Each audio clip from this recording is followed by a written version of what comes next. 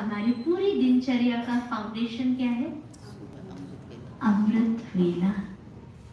और अमृत वेला अगर कई बार हमारा योग न लगे, हमने एक अनुभव किया, अगर आपका योग नहीं लग रहा है, किसी कारण से आप थकान अनुभव कर रहे हैं, किसी कारण से आपके मन के ऊपर व्यर्थ संकल्प हावी है। कई बार होता है ना, बाबा की याद में बैठे हैं, लेकिन बाबा की याद में बैठने के बावजूद भी अन्य अन्य बातों का चिंतन बुद्धि में चल रहा है और बाबा की याद में बुद्धि स्थिर नहीं है।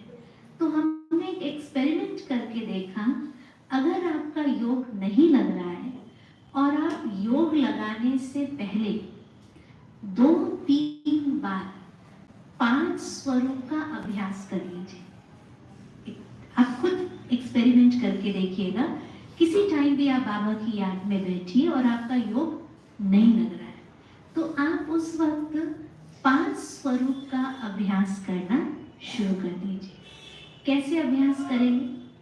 जैसे मान लीजिए हमने अभ्यास करना शुरू किया कि मैं आत्मा अनादि स्वरूप में परम धाम में थी, तो उस स्वरूप को अपने सामने देखिए और फिर उस स्वरूप में आत्मा की जो विशेषताएं थी, उस विशेषता का आप क्या कीजिए? चिंतन कीजिए। मैं आत्मा जब अनादि स्वरूप में थी तो संपूर्ण पावन थी।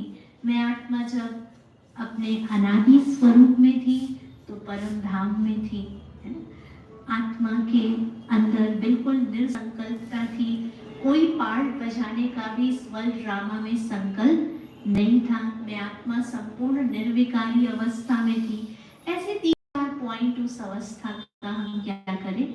स्मृति दिलाएं। फिर हम अपने 5 स्वरूपों के अभ्यास में जब अनादि स्वरूप के बाद ये चिंतन कर रहे हैं कि मैं आत्मा आदि में देव स्वरूप में थी, तो अपने देव स्वरूप को सामने लाएं और फिर 4-5 विशेषताएं उस स्वरूप की चिंतन करें। क्या क्या विशेषता थी हमारे देव स्वरूप में? हम सर्वगुण संपन्न थे। प्रकृति हमारी क्या थी? दासी थी। हम संपूर्ण निर्विकारी थे। तन का सुख भी 100% था, मन का सुख भी 100% था, धन का सुख भी क्या था? 100% था।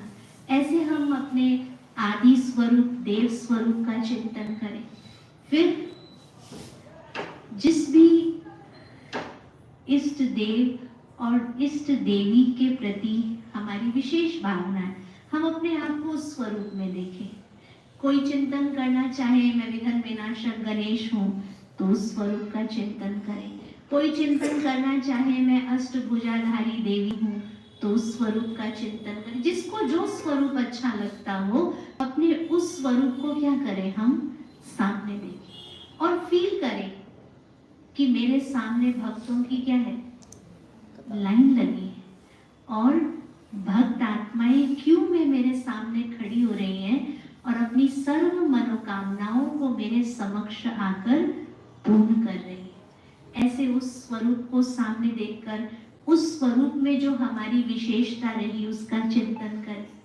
इसके बाद संगम युग पर हमारा ब्राह्मण स्वरूप है। भगवान इस धरती पर आया तो विश्व की करोड़ों आत्माओं में से भगवान की दृष्टि किसके ऊपर पड़ी? हम बच्चों के ऊपर पड़ी। भगवान ने हमको सेलेक्ट किया और अपनी गोद का ये कितना बड़ा हमारा भाग्य है कि इस समय हम भगवान की गोद में बैठे हैं। हम परमात्मा पालना में पल रहे हैं। इस समय सुबह से लेके रात तक किस दिनचर्या में हमें अपना जीवन व्यतीत करना है, उसकी सारी गाइडलाइंस, दिव्य बुद्धि का वरदान किसने हमको दिया? बाबा ने हमको दिया। ईश्वरीय बुद्धि हमको प्राप्त हुई है। दिव्य ज्ञान रत्नों का खजाना हमको मिला है। ऐसे हम ब्राह्मण जीवन की विशेषताओं का चिंतन करें। फिर अपने फरिश्ता स्वरूप को सामने देखें। फील करें कि आत्मा मस्तक के बीच विराजमान है। बाबा से